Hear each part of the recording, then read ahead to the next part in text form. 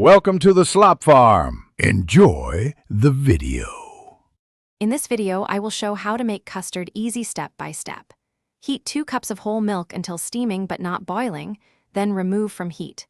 Whisk 3 large eggs with 1/3 cup sugar and a pinch of salt until smooth. Slowly pour a ladle of warm milk into the eggs while whisking to temper them. Return mixture to pan and cook gently until it coats the spoon, stirring constantly. To cook custard properly, maintain low heat and stay attentive while stirring constantly to prevent curdling. Monitor the temperature with a thermometer and target 175 degrees F to 180 degrees F so the custard thickens but does not scramble. When the mixture sufficiently coats the back of a spoon, remove from heat promptly. Strain through a fine sieve into a clean bowl to catch any cooked egg particles and ensure a velvety, lump-free custard texture. For flavor, infuse the milk with a split vanilla bean or stir in 1 teaspoon pure vanilla extract after cooking for a cleaner taste.